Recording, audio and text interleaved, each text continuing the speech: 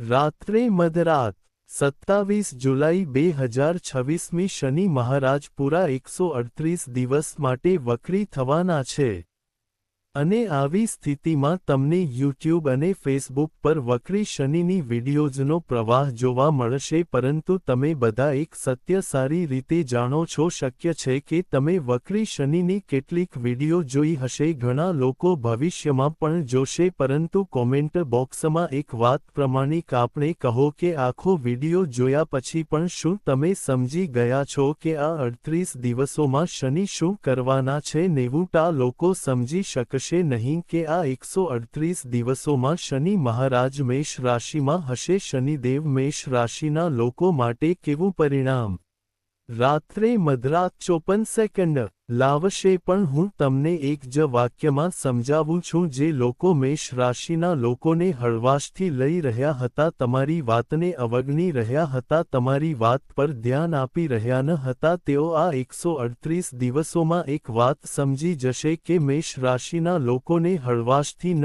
લઈ શકાય. બીજી સ્થિતિમાં શાસ્ત્રો મુજબ એક પરિસ્થિતિ સમજો કે આ 138 દિવસોમાં કયા મેષ રાશિના લોકો માટે શનિદેવ ખૂબ જ સુંદર પરિણામો આપશે અને કયા મેષ રાશિના લોકો શનિ મહારાજના વક્રીથી પ્રભાવિત થશે, ગતિ પણ સારા પરિણામો આપશે નહીં. જો તમે મેષ રાશિ અથવા મેષ લગ્નના વ્યક્તિ છો, જો શનિ મહારાજ તમારી કુંડળીમાં વક્રી સ્થિતિમાં સારી 0:01:47 સ્થિતિમાં હોય તો તેને લખી લો. આ 138 દિવસોમાં દુનિયા તમારી શક્તિનો સ્વીકાર કરશે અને જો શનિ મહારાજ તમારી કુંડળીમાં જ દુઃખદ સ્થિતિમાં હોય, જો તેઓ પોતે દુઃખદ સ્થિતિમાં બેઠા હોય, તો આ 138 દિવસોમાં પણ તમારા જીવનમાં કંઈ બદલાવવાનું નથી. ચિંતા કરશો નહીં, ફક્ત આ ચાર્ટ દ્વારા હું તમને જણાવીશ કે કયા લોકોને શનિની સ્થિતિ 138 દિવસમાં ખૂબ જ સુંદર પરિણામો આપશે. મેષ રાશિના જાતકો માટે શનિ મહારાજ તમારા કર્મભાવના સ્વામી છે, તેઓ તમારા આવભાવના સ્વામી છે અને હાલમાં ગોચર કરી રહ્યા છે તમારા 12મા ભાવમાં રેવતી નક્ષત્રમાં, જે 27 નક્ષત્રોમાંનો છેલ્લો છે. એક સ્થિતિમાં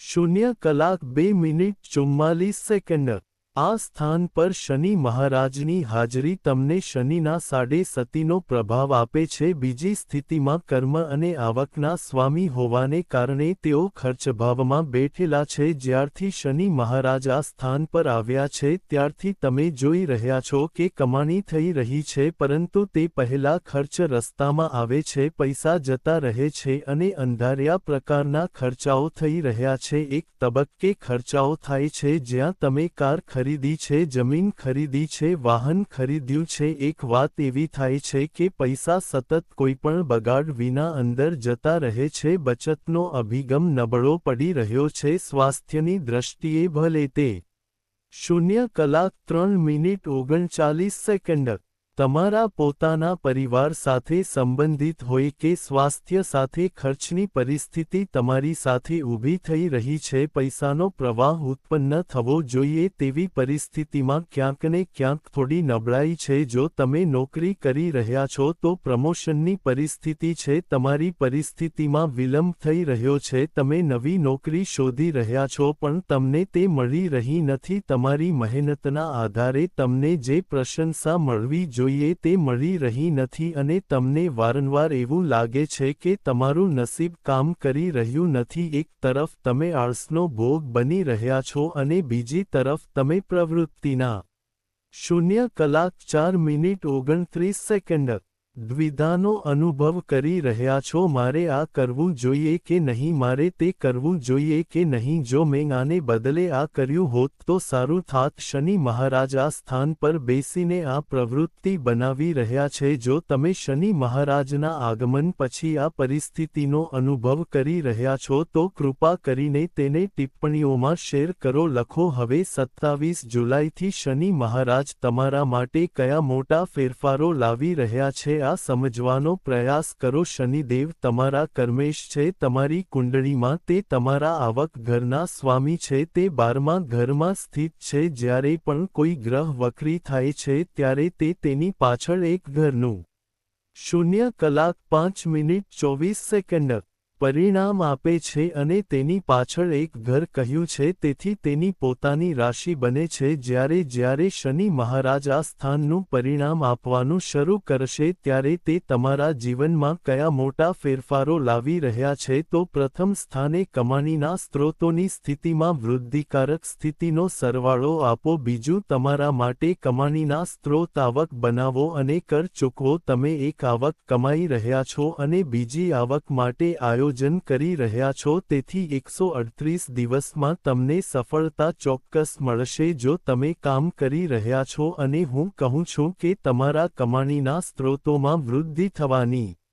0 કલાક 6 મિનિટ 16 સેકન્ડ શક્યતા છે. તે એક સરળ બાબત છે. એક ઉદ્યોગપતિ ક્યારેક વધુ કમાઈ શકે છે અને ક્યારેક ઓછી, પરંતુ કામ કરતા વ્યક્તિની આવક ફક્ત એક જ શરત હેઠળ વધે છે, જ્યારે તેમને કાં તો પ્રમોશન મળે છે અથવા વૃદ્ધિ સાથે નવી નોકરીમાં જોડાય છે. મેષ રાશિના લોકો પણ આવી જ પરિસ્થિતિનો સામનો કરે છે. જે લોકો કામ કરી રહ્યા છે તેમના માટે શનિ મહારાજ તેમના ઘર તરફ જોઈને, જો તમને કોઈ સ્વાસ્થ્ય સમસ્યાનો સામનો કરવો પડી રહ્યો છે તો તે બનાવશે. સ્વાસ્થ્યના સ્વરૂપમાં ખર્ચ જોવા મળી રહ્યો છે. રોગપ્રતિકારક શક્તિ નબળી પડી રહી છે. આળસની વૃત્તિ છે. હાથ પગમાં દુખાવો 0 કલાક 7 મિનિટ 9 સેકન્ડ શરીરમાં દુખાવો, પ્રવૃત્તિની સ્થિતિમાં ઘટાડો. તમે કાર્યો મુલતવી રાખો છો. હું કાલે કરીશ, આજે કરીશ, આ પ્રકારની પરિસ્થિતિ જોવા મળી રહી છે. આ 27 જુલાઈથી તારીખ છે જ્યાં તમને તમારી પ્રવૃત્તિની એક અલગ સ્થિતિ દેખાશે. મોટા ભાઈ, ભાઈ બહેનો સાથેના સંબંધો પરિસ્થિતિમાં મધુરતા આવવાની શક્યતા રહેશે અને આ 138 દિવસો દરમિયાન શનિ મહારાજ તમારી ઈચ્છાઓ પૂર્ણ કરવા માટે બંધાયેલા છે. કોઈપણ ઈચ્છા તમારી છે, શનિ મહારાજ તેને પૂર્ણ કરવાની જવાબદારી લેશે નહીં. તે તમને ખર્ચ કરશે, પરંતુ વર્તમાન ખર્ચ અને પહેલા થયેલા ખર્ચમાં શું તફાવત હશે? ફરક ફક્ત એટલો જ હશે કે ભૂતકાળમાં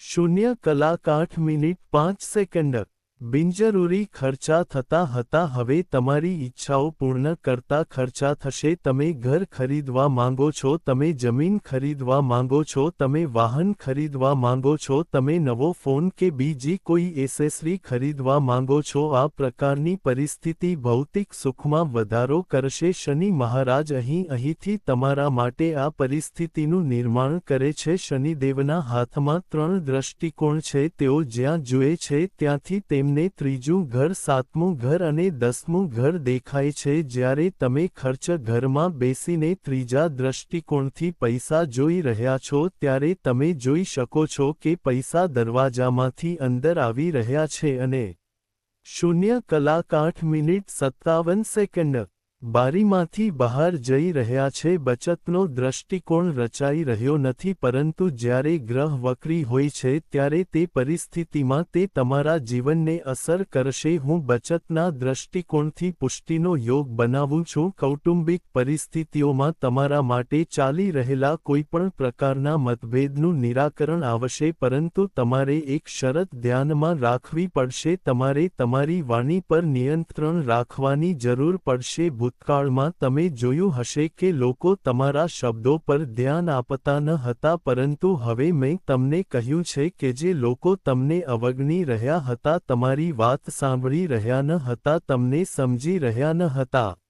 0 કલાક 9 મિનિટ 51 સેકન્ડ તેઓ હવે ફરીથી તમારા પર હુમલો કરવાના છે. તો એવી પરિસ્થિતિ માટે યોગ બનાવો જ્યાં તમે તમારી વાણીને થોડું નિયંત્રિત કરી શકો. આ પરિસ્થિતિ તમારા માટે ખૂબ જ સુંદર સ્વરૂપમાં સર્જાય છે. જ્યારે શનિ મહારાજની વક્રી ગતિ તમારી કુંડળીના 6ઠા ભાવને સક્રિય કરે છે, તે તમારા કામમાં રાહત લાવશે. કોર્ટ કેસ અથવા મુકદ્દમાની પરિસ્થિતિની સંભાવના છે, તે તમને આમાંથી બહાર કાઢવાની શક્યતા બનાવે છે અને આ તે તક છે જ્યારે શનિ મહારાજ શુભ સ્થિતિમાં બેઠેલા તમને પરિણામ આપે છે. તેમની 10મી દ્રષ્ટિથી તે તમારા ભાગ્ય ઘર તરફ જોશે. અત્યાર સુધી તમને 0 કલાક 10 મિનિટ 43 સેકન્ડ લાગતું હતું કે ભાગ્ય તમારા પક્ષમાં નથી. જ્યારે વક્રી ગતિમાં હોય છે ત્યારે એક ઘર પાછળનો અર્થ થાય છે કે તમારું જો તમે મૂળ ત્રિકોણ રાશિના પરિણામો આપો છો તો તે તમારા માટે ભાગ્યકારકની સ્થિતિને પણ મજબૂત બનાવે છે. તે તમારા માટે કર્મ દ્રષ્ટિકોણની સ્થિતિને પણ મજબૂત બનાવે છે. આ પરિસ્થિતિ તમારા માટે ખૂબ જ સુંદર સ્વરૂપમાં પરિણામો ઉત્પન્ન કરે છે, પરંતુ ફરીથી વાતે જ જગ્યાએ અટવાઈ જાય છે. શું મેષ રાશિવાળા બધા લોકોને શનિ મહારાજ તરફથી સમાન પરિણામો મળશે? તો શાસ્ત્રો કહે છે કે આ શક્ય નથી. આજે એક નવી ગણતરી સમજીને આગળ વધો. તમે મેષ રાશિ અથવા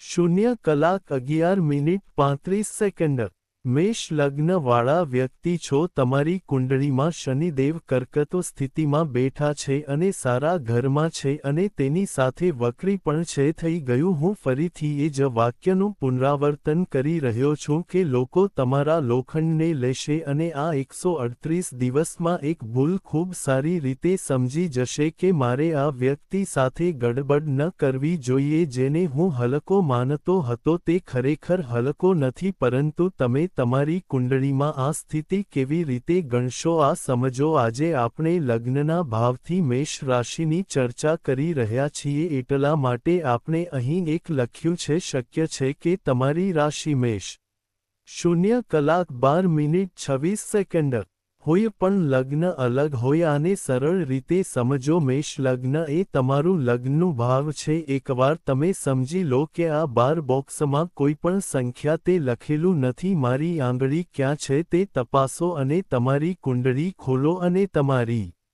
કુંડળીમાં શનિ મહારાજનું સ્થાન તપાસો. શનિ લગ્નથી 6ઠા 8મા કે 12મા ઘરમાં ન હોવો જોઈએ. તો તમે તેને કેવી રીતે ગણશો? 1,23,456 આ 6ઠું સ્થાન છે. 7 8 8મું સ્થાન છે. 9 1 0 1 2 આ 12મું સ્થાન છે. શનિ મહારાજ લગ્નથી 6ઠા 8મા કે 12મા ઘરમાં ન હોવા જોઈએ. આ પહેલો નિયમ છે જે તમારે જાણવાનો છે. બીજી પરિસ્થિતિમાં જ્યાં તમારી કુંડળીમાં નંબર 0:13:25 એક લખાયેલ છે. આજે આપણે મેષ રાશિની ચર્ચા કરી રહ્યા છીએ એટલા માટે અહીં નંબર 1 છે. તે હોઈ શકે છે જો તમારો લગ્ન કોઈ બીજા સ્થાન પર અલગ હોય તો તમારા અન્ય સ્થાનો ઉપર એક સંખ્યા લખવી જોઈએ. જો શનિ મહારાજ આ સ્થાન પર હાજર હોય તો તે તમારા માટે વક્રી અથવા પ્રત્યક્ષ બની શકે છે. તે ક્યારેય સારા પરિણામો આપશે નહીં, પરંતુ બીજી બાજુ શનિ લગ્નથી 6ઠા 8મા કે 12મા ભાવમાં હાજર નથી. જ્યાં સંખ્યા લખેલી હોય ત્યાં શનિ હાજર નથી. શનિ મહારાજ કુંડળીની કારકત્વ સ્થિતિ સાથે વક્રી છે.